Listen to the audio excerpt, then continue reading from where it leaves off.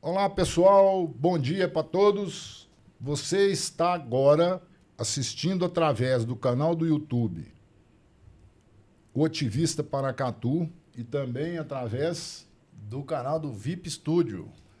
você está assistindo e também ouvindo através da rádio Eldorado FM 87.9, o programa Pimenta Malagueta. Esse programa é um oferecimento do Movimento Verde Paracatu, também da Coperfan e também da VIP Studio. Exatamente. Certo? Hoje, excepcionalmente, nós estamos aqui com Tobias Vieira, me auxiliando, porque o Otacílio não está presente em Paracatu. E, desde já, eu queria agradecer aqui o pessoal da Rádio Eldorado, FM 87.9, e também ao Zusa do Paracatuzinho e ao Alexandre Barros, que são os diretores da emissora de rádio. O nosso bate-papo de hoje vai ser a respeito do livro Poesia Negra no Modernismo Brasileiro.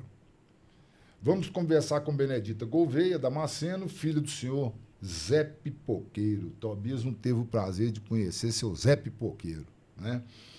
E Benedita, professora, nascida em Paracatu, estudou nas escolas públicas desde criança, tendo se formado em letras pela UNB.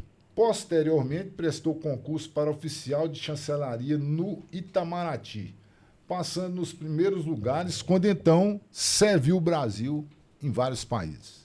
Autora do livro Poesia Negra no Modernismo Brasileiro, que durante a ditadura militar foi censurado mesmo antes de ser publicado, tendo sido publicado em 1988 e tendo edições lançadas em vários idiomas e países.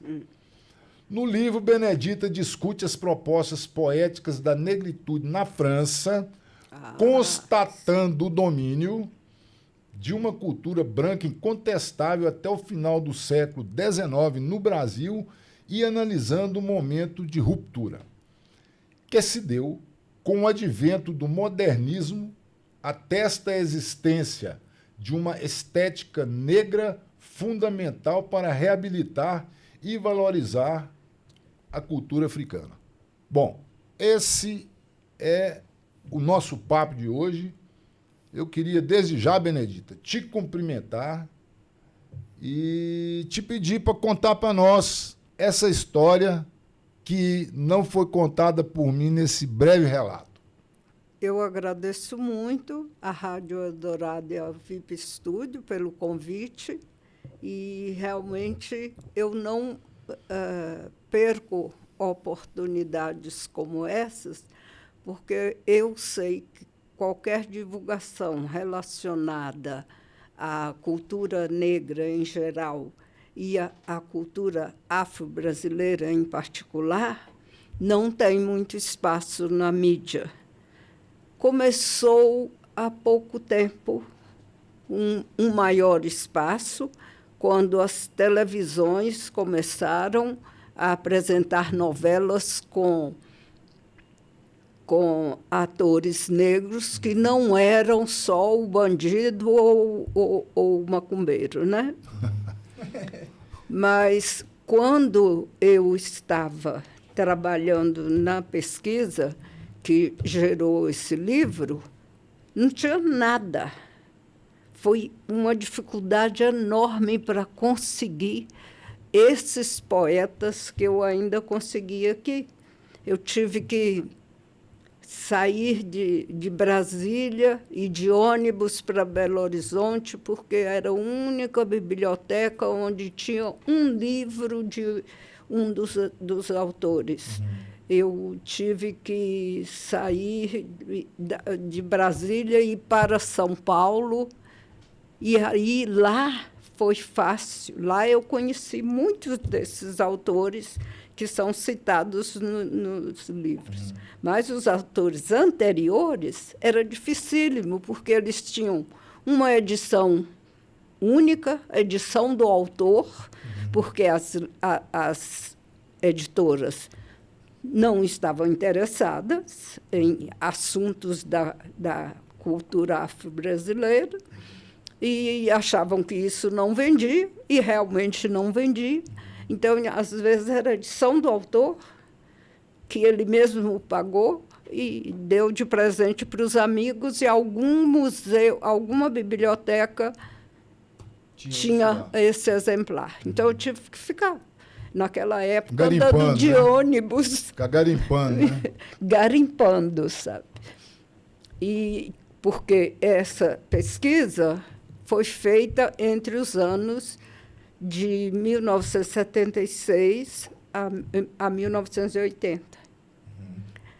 E foi a culpa dessa pesquisa, o que originou essa pesquisa, foram dois fatos muito interessantes. Meu nome é Benedita Gouveia Damasceno. Aqui em Paracatu, onde eu nasci no dia 29 de junho, dia de São Benedito, e dia também de São Pedro e São Paulo, com 7 anos, de 7 para 8 anos de idade, eu comecei a ajudar meu pai, que vendia pipoca pelas ruas. Onde tinha uma festa, um ajuntamento, principalmente nos campos de futebol, no hipódromo do Jockey Club, a gente estava lá, vendendo pipoca. Papai começou a vender pipoca em 1950, exatamente no ano em que eu nasci. Ele foi a Patos de Minas e viu uma carroça de pipoca. Então, ele copiou na mente dele aquela coisa rodando ali, e ele era torneiro, na época trabalhava com aquelas forjas que botavam o fogo, né, para poder amolecer o ferro, e ele fez a foto dele com aquela carroça de pipoca e eu ao lado, é belíssima, esqueci de trazer. E quando eu tinha 7 para 8 anos, comecei a... Nem tinha ido para a escola ainda, comecei a ajudar papai. E ele fazia a pipoca e eu servia e fazia o troco. Aí, todo mundo em Paracatu, daquela época até praticamente 20 anos depois, se lembra de mim como aquela menina lá, né?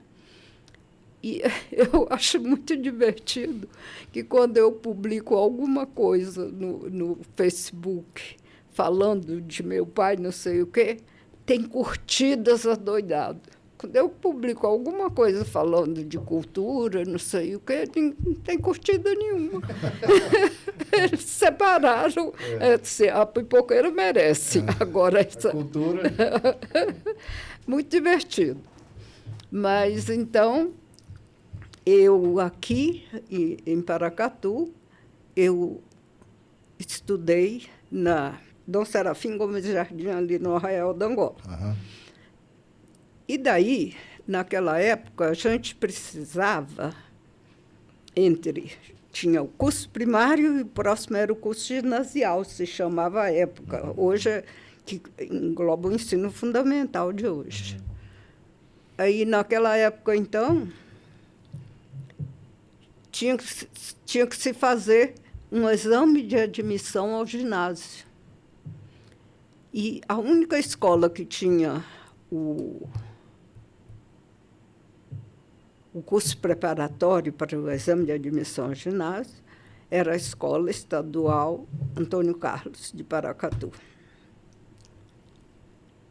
E minha mãe, que tinha sido a babá dos filhos do diretor, me levou lá, né, para pedir ao diretor para fazer minha matrícula no curso preparatório, que a gente chamava assim, entre aspas, 5ª série.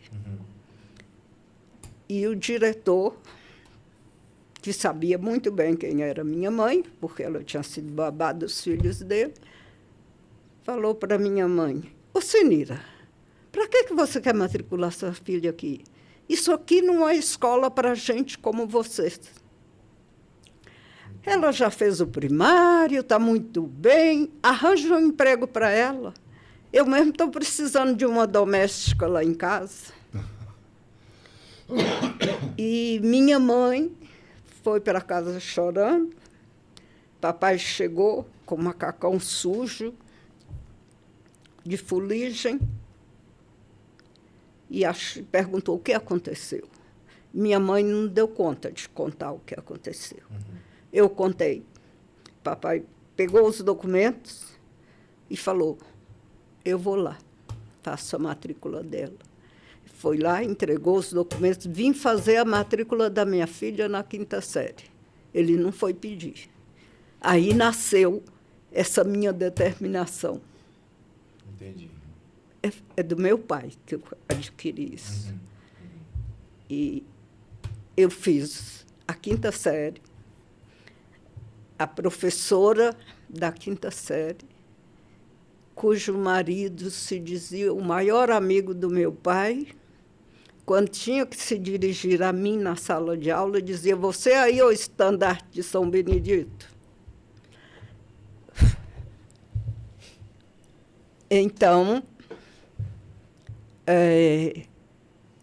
fiz um ano de 5ª série. Chegou o final do ano, exame de admissão ao ginásio. Chegou o dia da publicação, entre aspas, dos resultados. Então, era o diretor na janela, lendo o nome dos aprovados. Essa era a publicação. Então, se alguém não foi aprovado, o nome dele não seria lido. Era essa, todo mundo sabia que era essa a regra. E eu estava ali, onde hoje é a Casa da Cultura, lá que era o estadual, Colégio Estadual Antônio Carlos. E o diretor falou o primeiro nome dos aprovados. Era Anania. E o segundo nome era Cássia. E aí eu gelei. Sentei na calçada, não tive coragem de ir embora. Sentei na calçada, desesperada, meu pai confiou em mim e eu não passei. Por que será que eu não passei? E fiquei ali chorando. E o diretor está lá na janela, lendo os nomes. E eu escutei o último nome, era Zulmira. Daí, eu escutei o diretor dizendo, agora eu vou chamar a aluna aprovada em primeiro lugar. E era Benedita Gouveia Damasceno. E eu estava chorando. Um alívio. Aí que eu chorei. Levantei. Quando eu subi, que ele falou, está aí a pessoa, essa pessoa. E quando eu subi o primeiro degrau, ele olhou para mim assim, falou, é você, é. Parabéns, viu? De quem que você é filha? Eu falei, eu sou filha de Sinira e de Zé Pipoqueiro. Ele sabia muito bem quem era, né? Sabia. Então, daí eu virei fera. Tá? Não deixava ninguém tirar nota maior do que a minha. Se tirasse, eu chorava. Mas, então, tudo começou aí. E aí eu tive essa percepção de que a única coisa que eu poderia fazer para não estar naquele lugar que eles queriam que eu estivesse era estudar. Então, a gente não tinha luz elétrica. Aliás, ninguém tinha. Em Paracatu ainda não tinha chegado a luz elétrica naquela época. A gente não tinha dinheiro, a gente não tinha nada. Então, eu acordava 4 horas da manhã, tomava os livros emprestados, acordava 4 horas da manhã, a gente pegava papel de embrulho, que tudo quanto é mercearia tinha, né? Papel de embrulho, a gente pedia. Aí cortava como se fosse a folha de um caderno e passava na máquina de costura, aquelas manuais que mamãe costurava. Fazia um caderninho. Faz o caderninho. Aí eu pedia os livros emprestados e passava a noite com a lamparina, aquela querosene, copiando os livros. E foi muito bom, porque eu copiava, depois não precisava de ler. Você já sabia. Já estava na minha memorizava. cabeça. E assim foi. Fiz o curso ginasial, recebi o diploma, fui, juntamente com 2 outras colegas, Marli Andrade Porto e Maria Vicente de Santana, as 3 únicas pessoas em Paracatu que fizeram ao mesmo tempo o curso normal e o curso científico. Depois do curso normal, fiquei lecionando aqui. Acho que lecionei em todas as escolas de Paracatu naquela época. Vi que não dava. Salário de professora nunca foi um granquê, né? E aí descobri que tinha umas coisas que se chamava universidade, né? Que a gente podia estudar lá, mas tinha que fazer um exame que se chamava vestibular. Que era muito difícil. E era muito difícil, ninguém passava. Só quem tinha dinheiro. Não, Tinha que porque estudar tinha muito. muita gente aqui que tinha muito dinheiro e não passou. Não passava. Só quem... Não sei. Mas aí eu fui lá em Brasília, fiz minha inscrição, aí olhei lá a lista dos cursos, né? Pois, aí vi lá, letras. Eu pensei, bom, letras deve ser alguma coisa relacionada com literatura, né? Como eu gosto muito de ler, botei letras. Passei na primeira. Sempre estudou muito, né? Pois é, eu tinha feito o normal e o científico. Se eu tivesse feito só o científico, eu não iria passar. Se eu tivesse feito só o normal, também não iria passar. Mas aquilo me deu as matérias técnicas e me deu as matérias educacionais e me deu o domínio da língua. Então, eu passei na primeira. E papai, que estava apavorado com esse negócio de eu ir para Brasília, lembro que naquele tempo as mocinhas iam para Brasília e voltavam grávidas, e a gente falava, foi lá buscar o diploma. Brasília, construção, é capaz de ser construído, Brasília, né? Pois é. Cheguei em Brasília e Brasília tinha 12 anos, 1972. Cresci junto, crescemos juntos, eu e Brasília. E fiz o curso de letras. Logo depois, a gente fazia todos os concursos que não tinha que pagar a inscrição. Aí vi um tal de Ministério das Relações Exteriores e falamos, esse não paga a inscrição, vamos fazer? Vamos. Nos inscrevemos. Eu, a minha irmã Matilde, que era a número 4, eu sou a número 3. Seu Zé Gouveia e Dona Sinira tiveram 10 filhos. Então, eu, Matilde e Marisete, que era a número 7. Fizemos o curso, fizemos a inscrição para esse concurso. Eu fiz a inscrição para um outro concurso, que era o Tribunal de Contas. Matilde fez inscrição para um outro concurso no Banco do Brasil. E, faltando 3 dias para o concurso, Matilde teve um acidente aqui em Paracatu e morreu.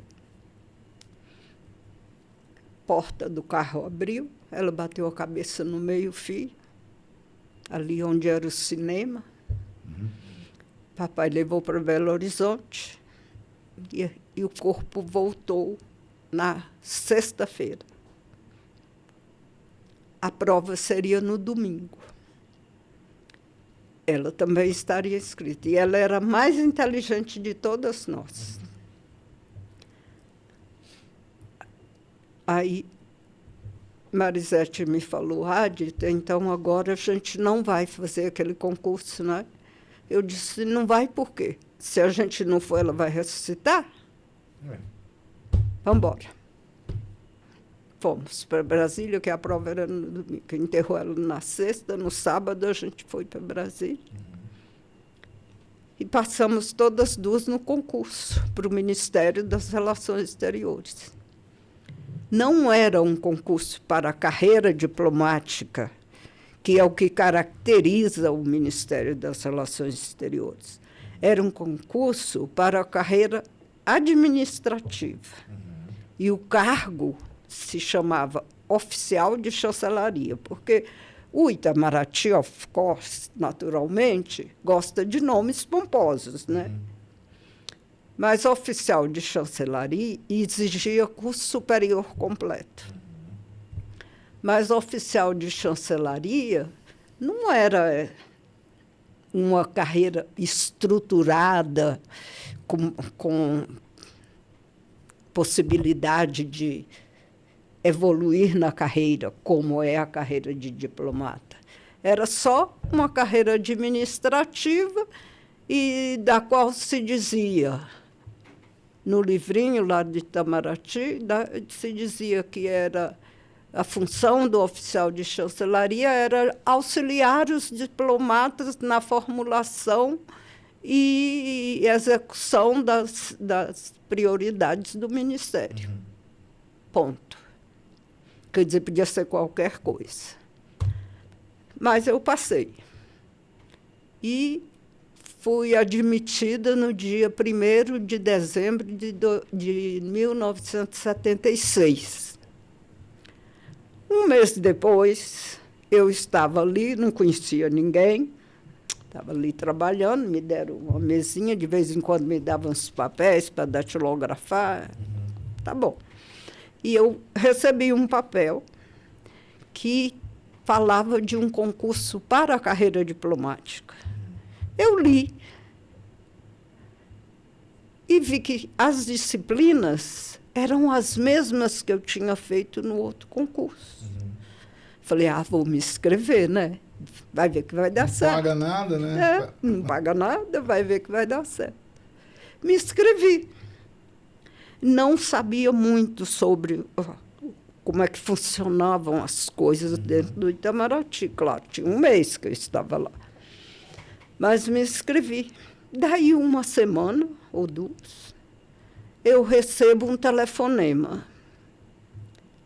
Esse telefonema era para dizer que tinha um conselheiro. Conselheiro é um dos níveis da carreira diplomática.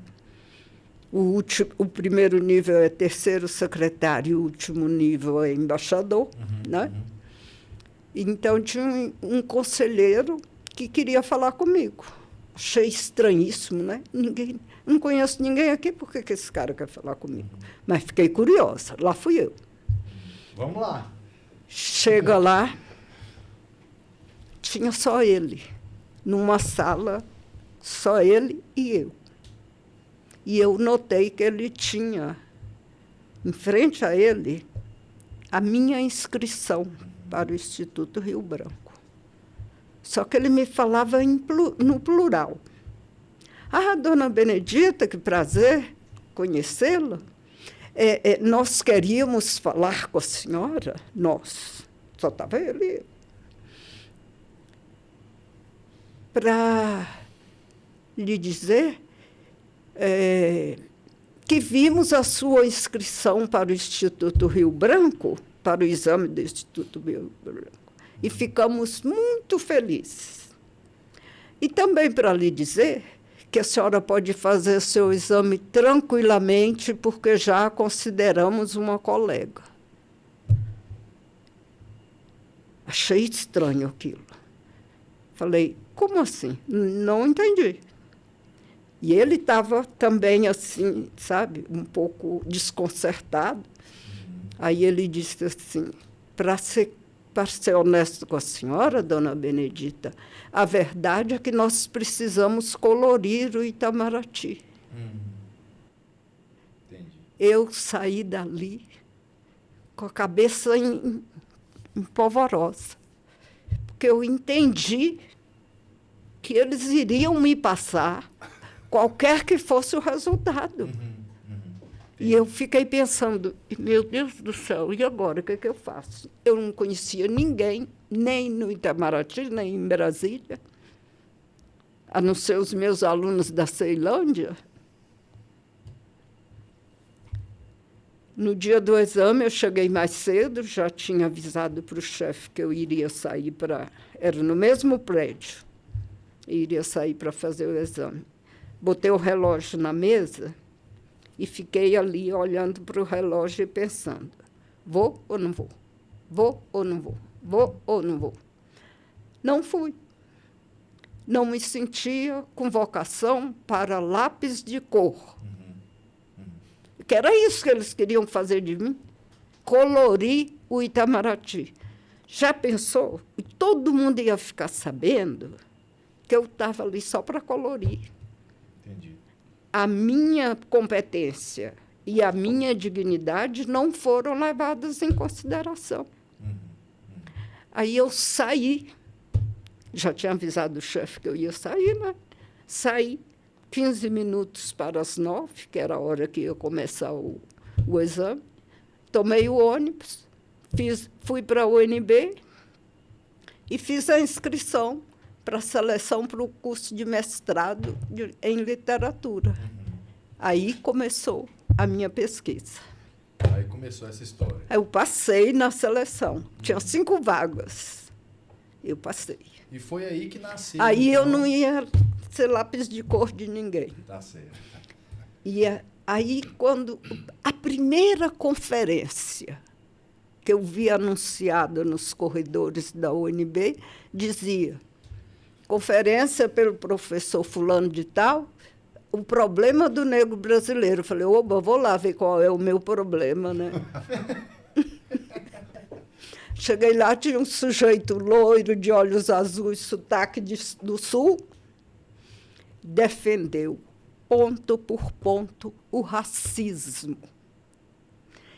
E eu fiquei furiosa comigo mesma, porque eu sabia que ele estava falando um monte de inverdades, mas eu não tinha o preparo suficiente para rebatê-lo. Porque dizer eu penso ou eu acho não é suficiente em um estudo acadêmico. Você tem que provar. Não é? Não é assim? Com certeza. Aí eu decidi qual seria o meu trabalho final. Teria que falar sobre racismo. Como falar sobre racismo em literatura? Foi aí que eu encontrei o artigo de um professor do mesmo departamento de letras da UNB, que tinha sido publicado na revista Cultura, que era uma revista que saía todo mês do Ministério da Cultura. Aí eu fui ao professor, perguntei para ele se eu podia usar o artigo dele para fazer a minha pesquisa. Ele ficou muito feliz e me ajudou muito durante essa pesquisa. Cassiano Nunes era o nome dele. E, então, eu consegui, com muita dificuldade, selecionar a poesia negra. Quer saber agora por que esse título, o que é poesia negra? Sim. Era a próxima pergunta, era a primeira pergunta, na verdade.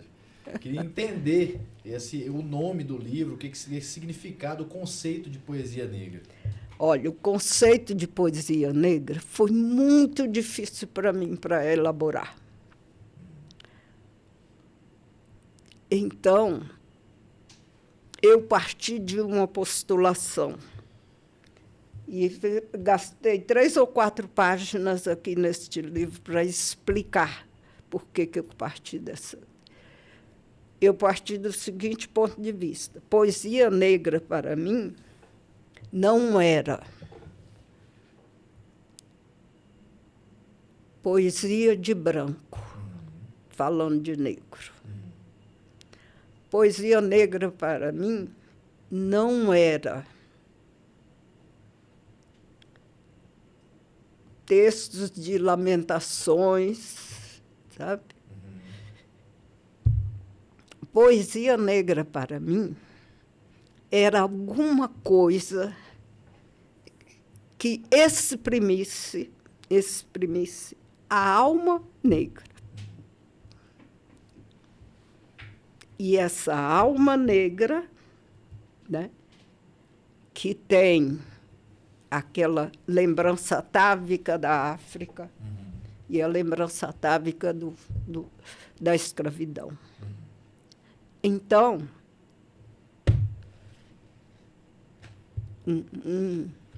uma pessoa que eu adoro, cujas poesias eu adoro, sei de cor, não está aqui nesse livro. Castro Alves. Não está aqui. Porque Castro Alves não fazia poesia negra, ele fazia poesia condoreira. Né? Ele falava do negro como se, do mesmo jeito que ele podia falar do árabe, do não sei o quê. Ele falava da escravidão, mas eu não sentia a alma negra dentro daquelas poesias. Mas eu gosto muito das poesias dele. Mas assim, a senhora, nós estamos aqui com os exemplares, né? Mostrar para o pessoal, ó. Tem aqui o exemplar em português. Tá dando para ver, produção? Português. Tem o exemplar aqui em francês. Tá aqui também, para todo mundo conhecer. A capa é uma pintura da dona Coraci Neiva Batista. Isso. Que foi a primeira presidente da Academia de Letras e que me deu esse quadro. E aí eu pedi a ela que se eu podia botar no livro, na capa do livro. Muito, e as pessoas achavam bonito. que essa menina aí era eu, mas não era. A menina está aqui para todo mundo ver, ó, imagem muito bonita. E nós temos aqui também o livro que é em espanhol. Espanhol também. Com tá um aqui. título lindo, eles trocaram o título. Trocaram o título? A Sombra do Chicote. A Sombra do Chicote. La Sombra del Látigo. Aqui, ó. Ficou lindo. Então, tá muito, muito bacana a coletânea, os livros muito interessantes, mas quando a gente pensa no conceito de poesia negra, existe a chance dele ser um conceito segregado. A senhora vê que é possível romper isso? Existe esse risco? Ou não, na sua visão, não tem chance da poesia negra ser visualizada como algo segregado, diferente da poesia, poesia somente, digamos assim? Olha, eu quis colocar poesia negra exatamente para ser obrigada a explicar esse dilema. E por que toda a poesia que nós conhecemos e aprendemos nas escolas é branca, né? Então, qual é a palavra de oposição a branco? Negra. Isso é o primeiro conceito. Depois, eu passei algumas páginas aí também, explicando, tentando estabelecer um cânone para a poesia negra. E teve um dia que eu estava em Londres e fui a uma conferência, e aí a pessoa que estava fazendo essa conferência, que era uma brasileira, mas que era professora em Harvard, falava muito do cânone. E aí, quando ela terminou a conferência, eu disse a ela, pois é, mas ela falava num aspecto social. E aí eu disse a ela, a minha irmã, que estuda psicologia, na tese de mestrado também, ela falou sobre a mesma temática sua, que ela falava dos brasileiros que imigraram, né? Agora, eu não, meu assunto é literatura, eu fiz a minha tese sobre poesia negra. Ela falou, você é a Benedita? Ela já sabia quem era. Ela disse, toda vez que eu estou falando sobre cânone, eu falo do seu livro, que é a melhor explicação sobre cânone que eu já vi. Eu fiquei muito orgulhosa, claro, né? Mas, então, estabeleceu o cânone negro. Por quê? Porque aquela questão do cânone sempre foi branca. Então, eram, né,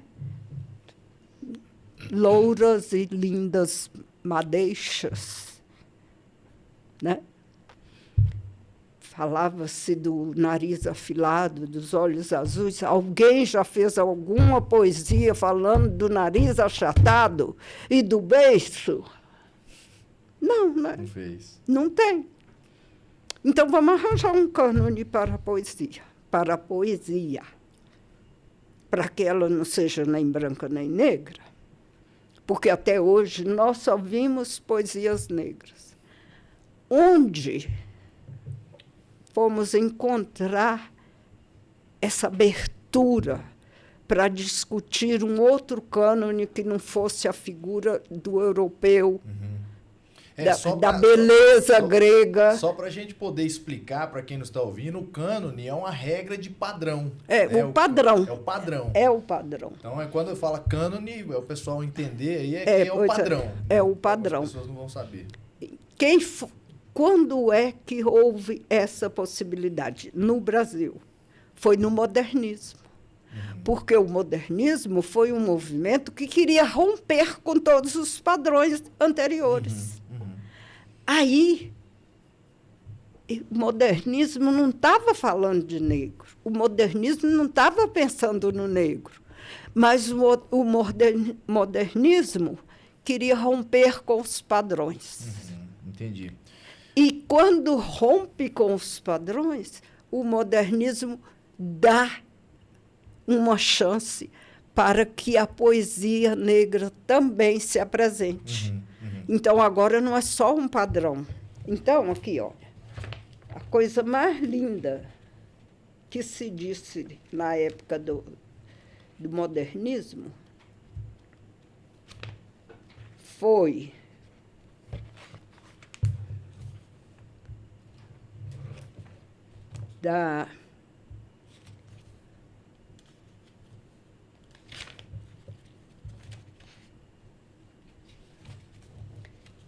foi do Manuel Bandeira. Não estou achando aqui, mas o Manuel Bandeira dizia assim: a vida não me chegava pelo rádio ou pelos livros. Vinha da boca do povo, na língua errada do povo, língua certa do povo, porque é ele que fala bonito o português do Brasil, enquanto que nós o que fazemos é macaquear a sintaxe luzida. Viu como ele enfiou o povo na poesia. Não era só intelectuais brancos europeus do período anterior. O que a gente percebe, assim, na minha percepção, é que a poesia negra, ela deixa de falar do negro, mas é o negro contando a própria história. É o negro falando de negro. Negro falando de negro. É o negro falando de negro. E você acha, na sua opinião, que o modernismo ele realmente foi aquele momento que abriu espaço para romper essa barreira, ou ele teve esse espaço limitado ou, de alguma forma, contrariado? Não, acontece o seguinte: o modernismo não estava preocupado com questões negras, mas ele estava preocupado em romper os padrões estéticos. Então, ele dizia, olha, um nariz afiado, um nariz achatado pode ser tão poético quanto uma réstia de cebolas. É isso que falava o Mário de Andrade na Gramatiquinha da Língua Portuguesa. Então, quer dizer, olha, não estou querendo saber de você, mas a porta está aberta. Quer entrar, entra. E aí é que os poetas negros começam a ter um canal para se expor. Né? Então, quer dizer, Manuel Bandeira não é um poeta negro, mas eu fiz questão de botar Manuel Bandeira aqui, que eu adoro. Porque ele é tão,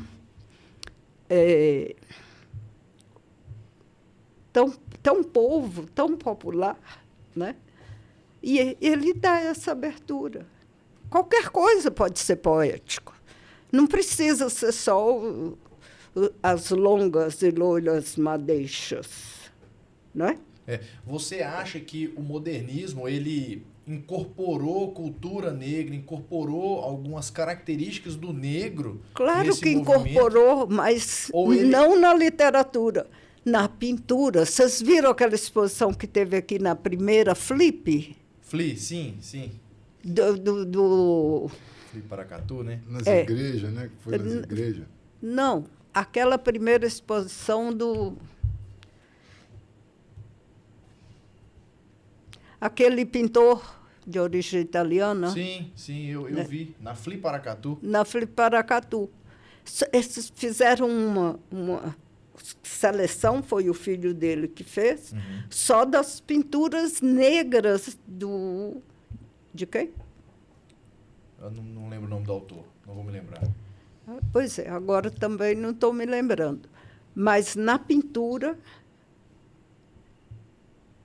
tem também aquela pintora cuja obra ficou famosa, que pinta uma mulher negra.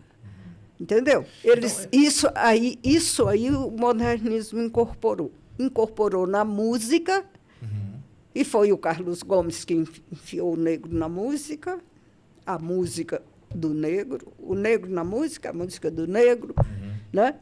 O modernismo deu uma abertura enorme para todas as artes. Incorporou a cultura negra, mas não necessariamente trouxe a experiência negra para o movimento. Não necessariamente o povo negro. Entendi. A cultura negra. Entendi. Só. Que é o principal, né? Mas o povo negro continuou sofrendo os efeitos desse racismo estrutural que temos no Brasil, devido, principalmente, aos quase 400 anos de escravidão. Tem gente que ainda está lá naquele tempo. Tem. Muita gente. Tanto negros quanto brancos. A senhora acredita que a poesia negra no modernismo brasileiro, seu livro, ele ajuda a reconstruir a memória da história do povo negro? E de que forma? Não, assim, ele não ajuda a reconstruir a história do povo negro, não. Ele está só dizendo, usando a literatura como um caminho para explicar o racismo. É outra coisa. Por aqui, nós vamos ver, por exemplo, uma poesia que diz assim: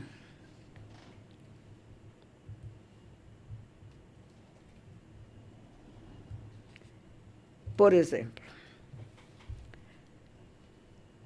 o Solano Trindade, que é um negro, um poeta famoso, uma família famosa na defesa do povo negro, na luta contra o racismo. Ele diz assim sobre fazer um poema apolítico.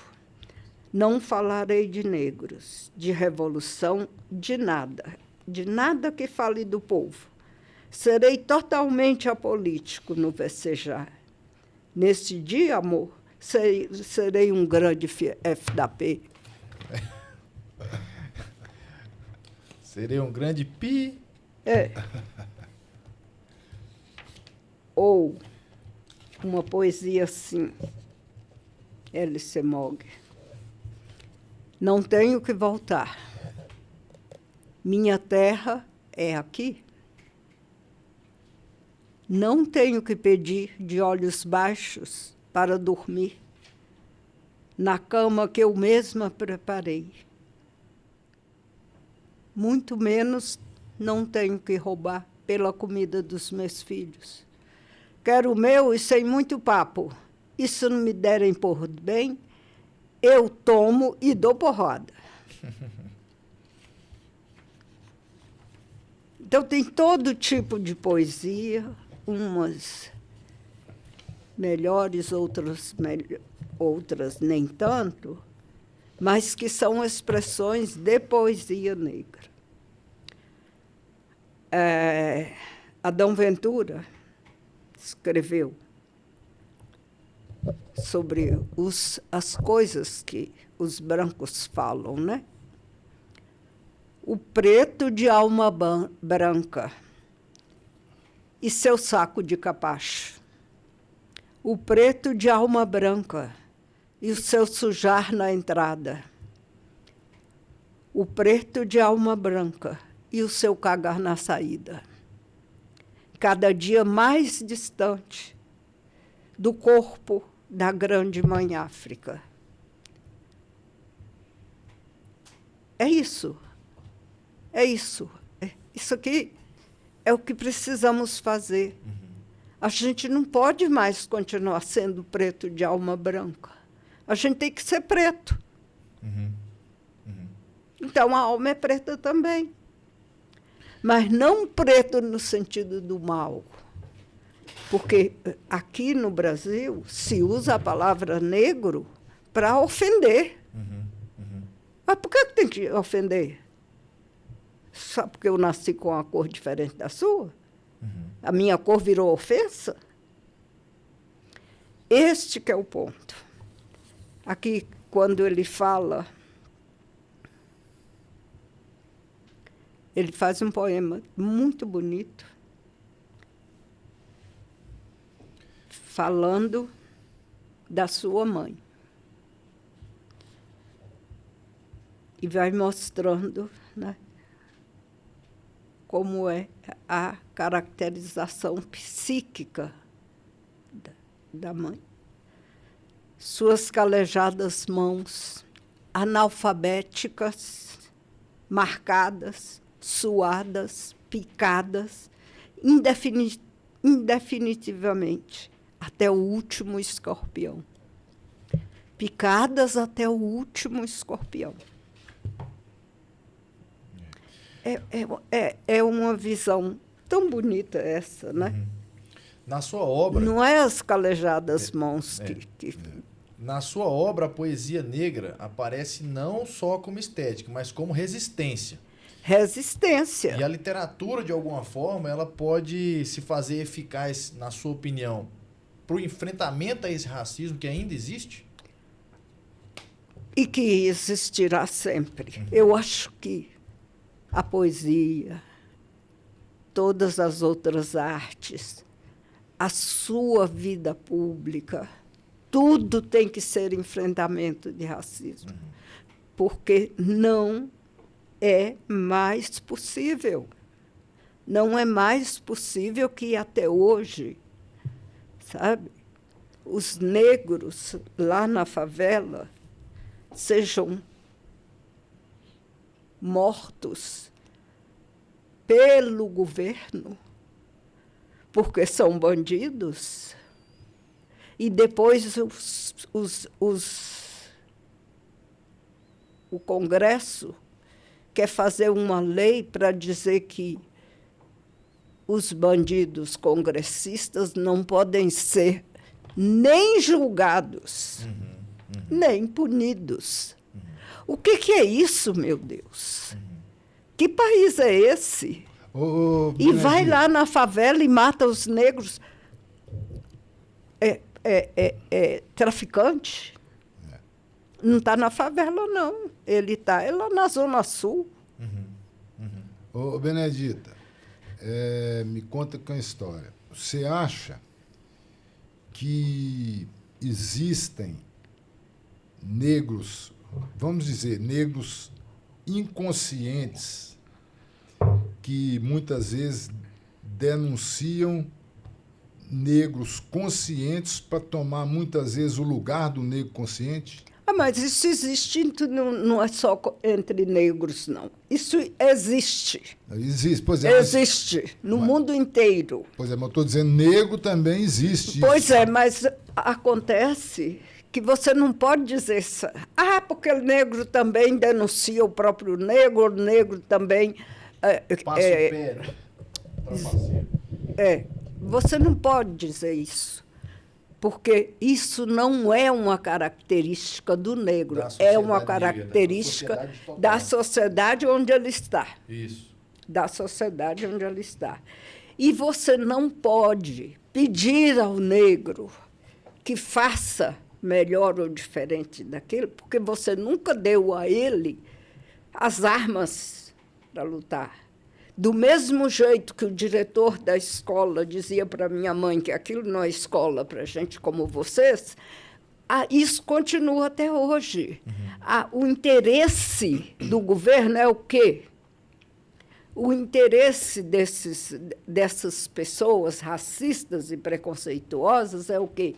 É manter o negro em condição subserviente. E como que ele vai adquirir, então, essa consciência de que ele deve estar a favor do seu irmão? Difícil. Onde? Hoje, as igrejas se politizaram. E aí usam o nome de Cristo para fazer exatamente o contrário do Evangelho de Cristo. Onde que o negro vai receber, sabe, essa... Quer dizer, quantos negros no Brasil serão capazes de ler isso aqui e entender? Poucos. 2 ou 3. Eu te garanto, meu filho, que nem os meus colegas da Academia de Letras do Noroeste de Minas, em Paracatu, Minas Gerais, leram esse livro.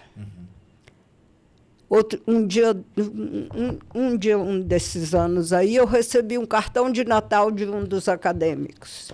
Ele me chamava de querida poetisa, porque ele leu o título e decidiu que eu sou poeta. Eu, infelizmente, não sou capaz de escrever uma poesia. Eu não tenho veia poética, mas sou capaz de fazer uma pesquisa sobre aqueles que tiveram. Eu sou uma pesquisadora. Então, eu achava muita graça de Coraci me convidando para fazer parte da academia. Eu disse, mas Coraci, eu não sou escritora. Ela falou, você tem um livro publicado, você é escritora. Eu sou uma pesquisadora. Né? Mas tudo bem, eu fico muito honrada de fazer parte da academia. Mas nem eles leram. A única pessoa que eu tenho certeza que leu foi meu pai. Analfabeto, o pipoqueiro. Me dá aqui essa aqui. Está vendo esse desenho aqui? Desse livro aqui? Esse pretinho aqui? Esse pretinho. Vou mostrar para o pessoal aqui, ó. Aqui, pessoal, isso aqui é a coletânea, onde está todos os livros, né? Ela vai contar a história desse livro. Mas o pretinho aqui que ela está querendo chamar a atenção, esse do cantinho aqui, ó. Esse livro é a edição italiana. E eu tinha uma amiga brasileira, ela não morreu, não. Ela tem quase 90 e tal anos, mas ainda está viva. Mas essa aqui é uma Oxum, que é uma das deusas das religiões afro-brasileiras, que aqui no Brasil se chama candomblé, não lá na África. É um Exu, é uma Oxum. Oxum é a deusa da fertilidade e também é a mais vaidosa das deusas do candomblé. Uma vez eu fui a Salvador e falei, qual a pessoa mais importante de Salvador? Para mim era Mãe Menininha, que ela já era famosa porque Gal e Bethânia cantaram aquela música. Oi, minha mãe menininha, oi, minha mãe menininha do Gantuá, a Oxum mais bonita, hein? Tá no Gantuá. Muita gente ainda se lembra dessa música, né? Então, eu falei, não sosseguei enquanto não fui visitar uma menininha, né? E quando eu estava na Nigéria, foi uma comissão, uma comitiva com o governador, o prefeito de Salvador, professores da Universidade Federal de Salvador, e eu os recebi lá na Nigéria, levei para todo lado e tal. Quando eu fui em Salvador, eu falei, eu quero visitar mãe menininha. E ele falou, foi o único, primeiro e único, negro prefeito de Salvador. Edivaldo Brito se chamava. Depois foi se meter com o Maluf. Benedita, todas essas passagens que você fala aí de país que você teve lá como oficial de chancelaria. Profissional de chancelaria do Itamaraty. Na Nigéria, eu era sempre oficial de chancelaria do Itamaraty, com contra-cheque estava escrito oficial de chancelaria.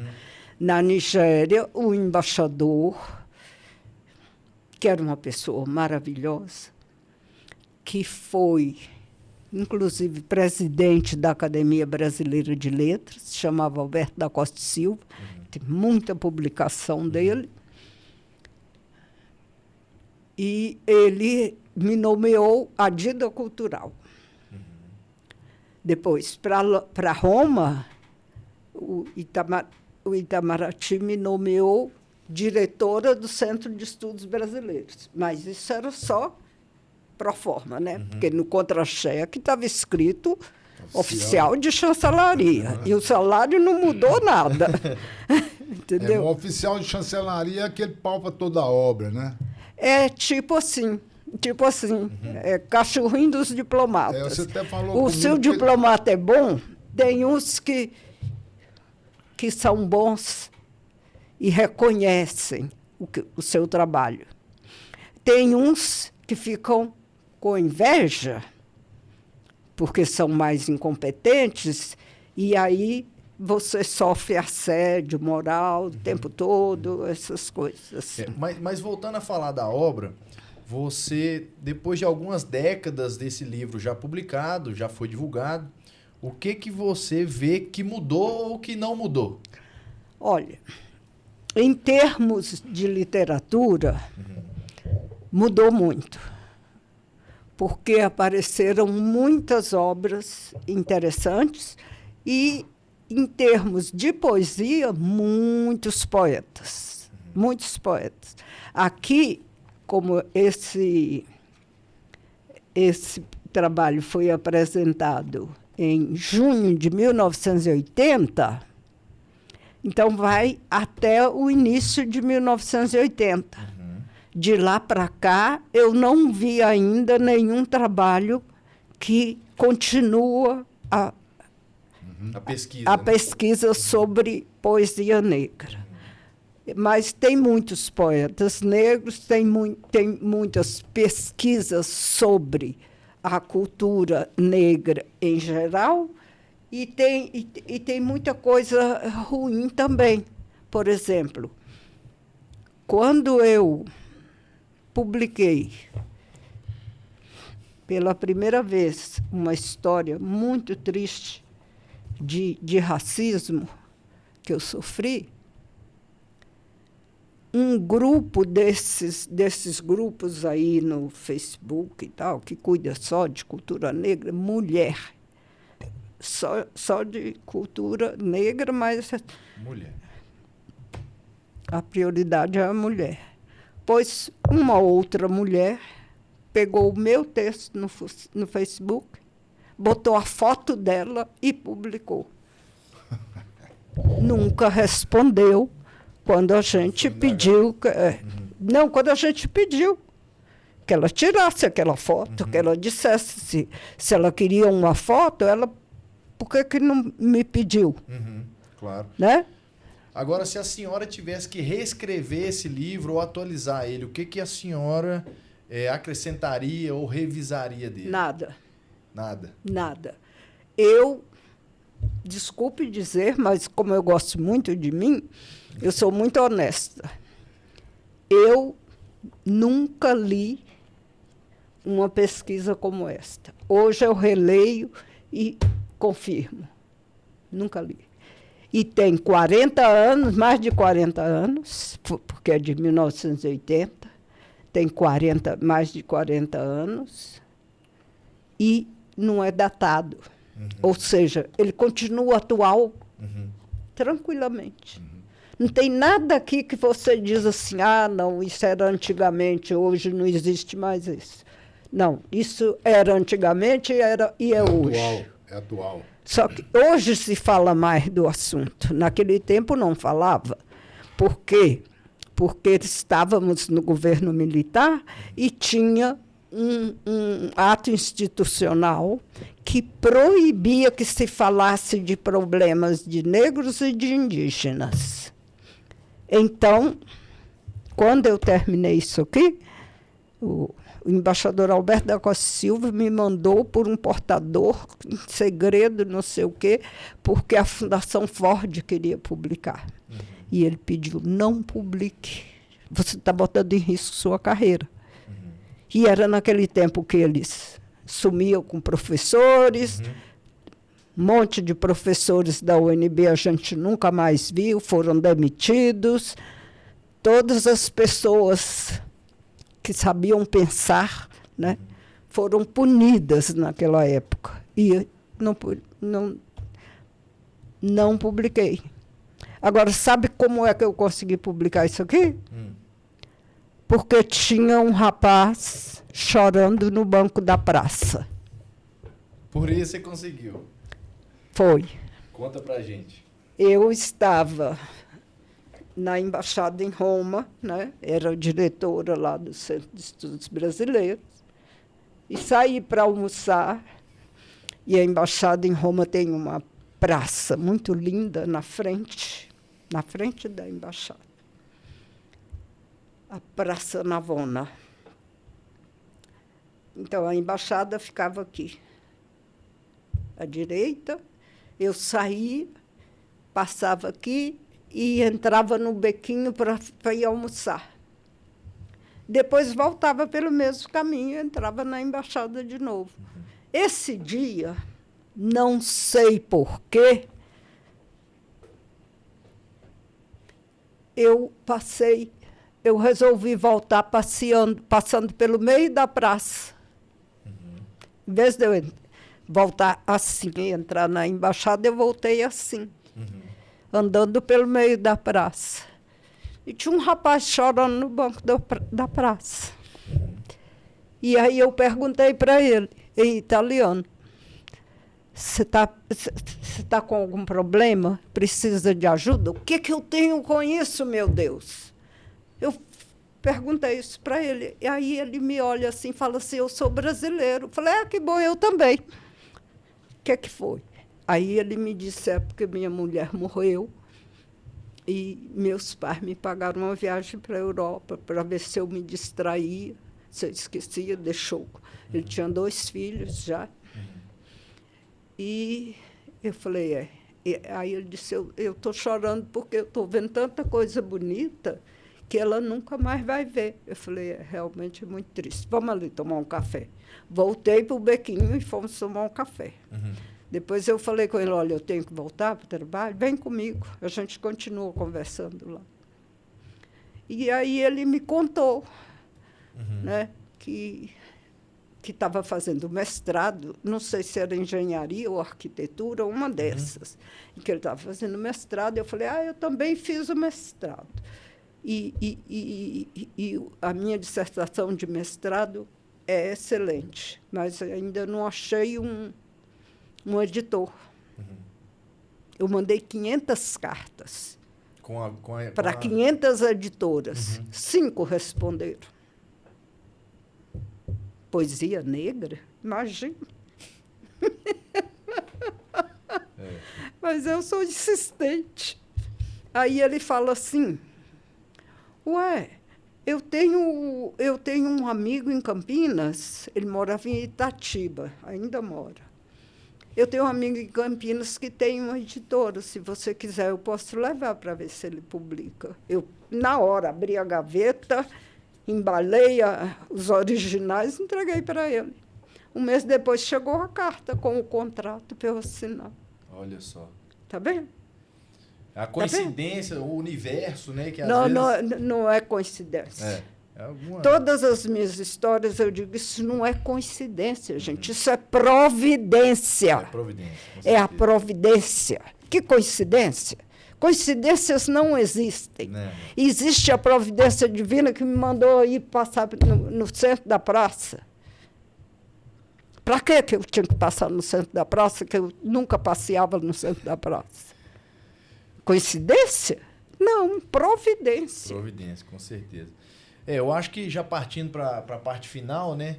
Eu queria que a senhora mandasse uma mensagem para quem está nos ouvindo ou nos assistindo, com essa provocação do que essa pessoa que se sente motivada por esse tema, né, da poesia negra, qual livro que ela tem que ler além do seu, ou se a senhora só indica o seu por enquanto, para ela conhecer um pouco mais do tema e deixar a sua mensagem final para nossos ouvintes aí.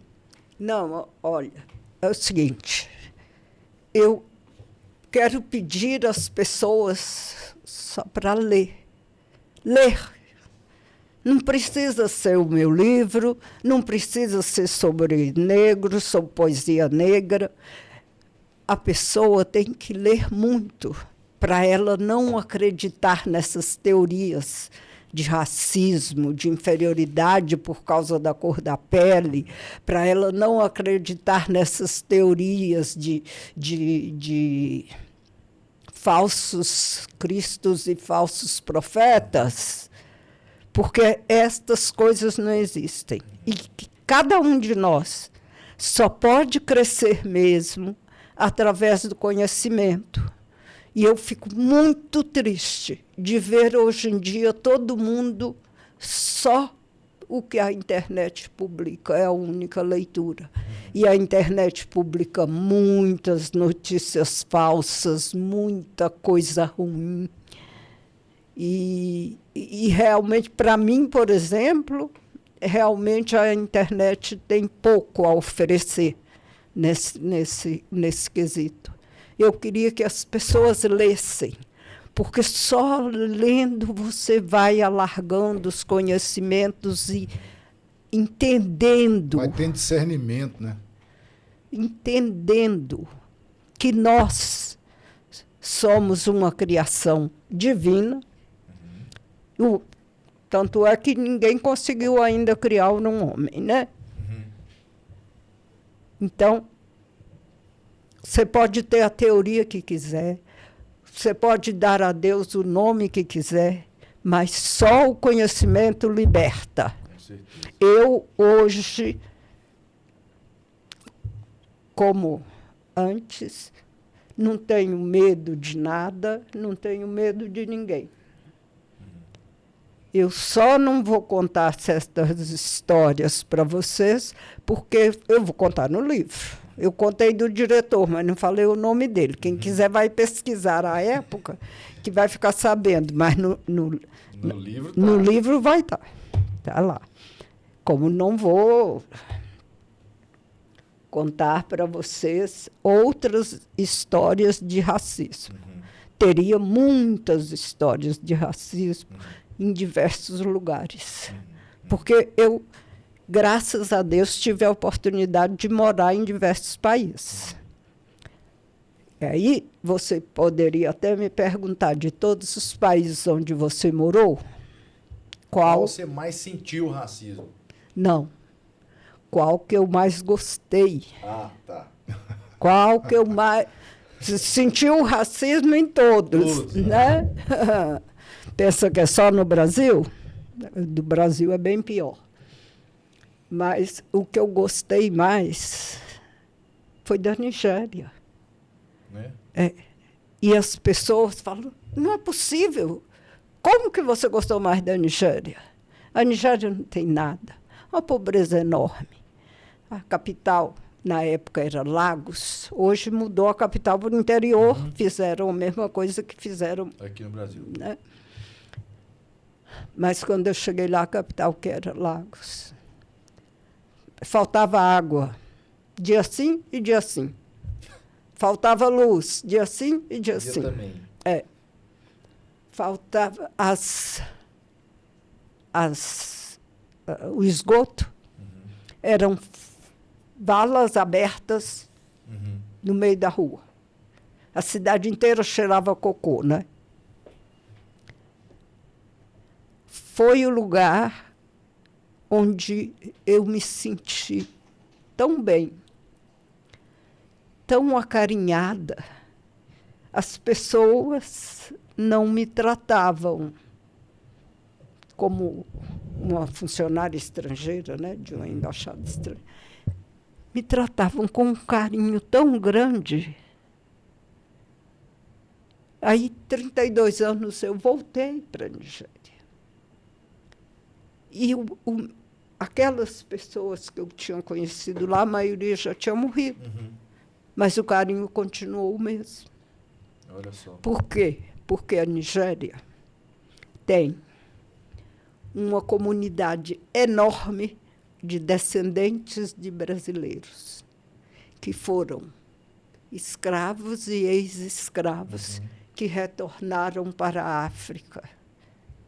E eles me tratavam como uma das retornadas. Entendi. Aí eles diziam...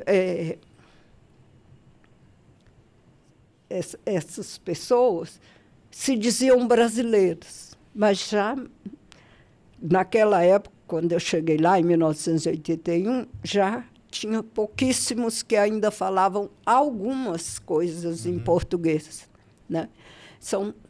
Eram escravos que chegaram lá e se tornaram.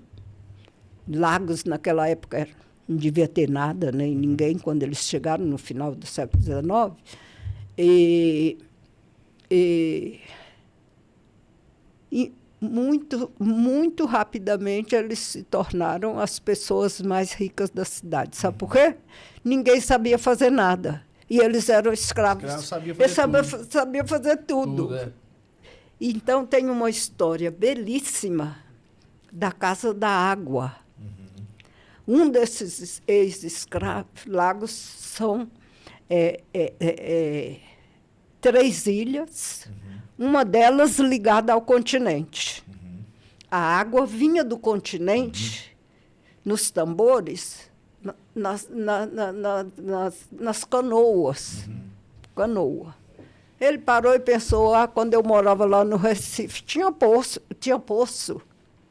E tanto fez. Olha que chegou lá sem falar inglês. O governo, Lagos, naquela época, era possessão inglesa, a Nigéria. Ele chegou lá sem falar inglês. Tanto fez, conseguiu furar um poço no meio da ilha de Lagos. Botou um cartaz na porta. Vende-se água, Omi, water. Ficou rico. Mandou vir um mestre de obras de Salvador para construir a casa. Um sobradão como aqueles de Salvador. Chama-se Casa da Água. Quando eu cheguei lá, você pegava um táxi e falava Waterhouse. Eles te levavam lá. Todo mundo sabia. Interessante. Eu me senti em casa. Isso Eu aí. cheguei lá quando eles tinham uma reunião, uma vez por mês, para a reunião da Associação dos Descendentes de Brasileiros. E eu cheguei numa segunda-feira, no domingo era a reunião, o embaixador me levou e me apresentou. Sabe a alegria deles? Que eu era retornada, que a embaixada era cheia de branco, né? Aí cheguei. Eles ficaram numa felicidade. E eu também. Fiquei Foi emocionada. bem recebida, né? Eu fui bem recebida. Abriram champanhe, viva Benedita. Beleza. Foi lindo. Ó, pessoal, então tá aí. Nós contamos um pouquinho da história de Benedita e tá aqui o livro, mais uma vez, para vocês verem. Poesia Negra no Modernismo Brasileiro. Foi muito bom a conversa, Benedito. Quero agradecer a sua participação conosco. E se eles quiserem, Aqui, ó, os contatos, né? Pontes Editores. Aqui, se vocês quiserem, pode pesquisar na internet Poesia Negra no Modernismo Brasileiro, que acha o livro lá. E também no site da ponteseditores.com.br, é isso? Os dois. Esse. Tanto o livro da Poesia Negra, quanto o livro do Assim Disseram, que tem toda a coletânea, todos os livros que ela escreveu, a história de tudo isso. E vocês podem pesquisar na internet. Quero agradecer mais uma vez sua participação. Acho que foi muito bom o papo, muito esclarecedor. É importante a gente trazer isso em voga, né, Tonhão? Porque nós sabemos aí que os negros têm uma história muito forte, muito vivida nos últimos anos e que algumas vezes deixa a gente triste, né, para aqueles que têm essa sensibilidade. É isso aí. Eu até que eu não fico muito triste, não, sabe, Bené? Porque tem uma pessoa igual você aí que é referência para muita gente, né? Então, fica aí o nosso agradecimento, fica o nosso convite para o pessoal continuar nos assistindo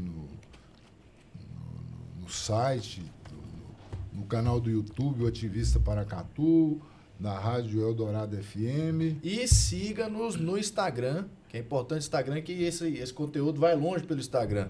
Então siga no Instagram, que é @vipstudio.pro e Tonhão PTU, que é o Instagram de Tonhão, que esses cortes todos vão ser postados também no Instagram. Então você que está nos ouvindo pela rádio, siga no Instagram também. Benedito, você quer deixar algum contato pro pessoal?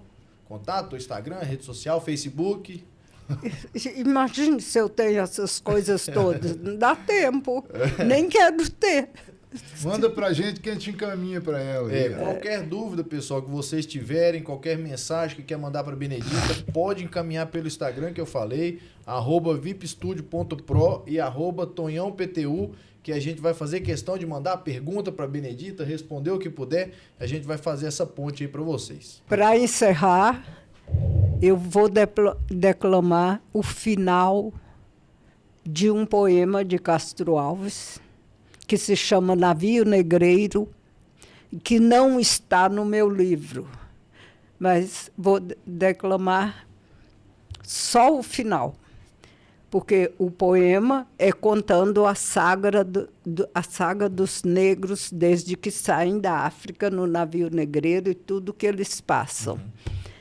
E no final Castro Alves diz: existe um povo que a bandeira empresta para cobrir tanta infâmia e covardia, e deixa transformar-se nessa festa em mantos impuros de bacante fria. Meu Deus, que bandeira é esta, que impudente na gávea tripudia? Silêncio. Silêncio, musa. Chora. Chora tanto que o pavilhão se lave no seu pranto.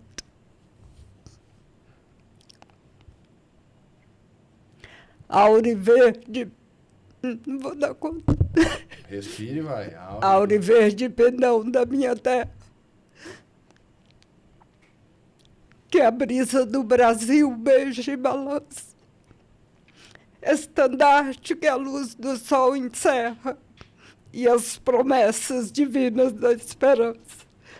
Tu, que da liberdade após a guerra, foste hasteada dos heróis da lança, antes te houvessem roto na batalha, que servires a um povo de mortalha.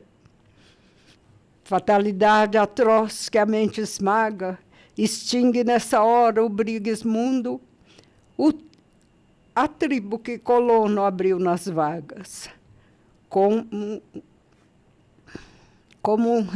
um íris no Pélago Profundo. Não, é infâmia demais. Da etérea plaga, levantai-vos, heróis do novo mundo. Andrade, arranca esse pendão dos ares. Colombo, fecha a porta dos seus mares. É muito bom. É isso mesmo. Ó, muito obrigado. É uma delícia esse poema, né? Muito obrigado pela participação. Acho que assim a gente encerra o nosso programa. E mais uma vez, você que tiver mais alguma pergunta, quiser saber mais alguma coisa da Benedita ou do livro, entre em contato com a gente, que a gente vai fazer questão de responder, tá? Um abraço, até mais.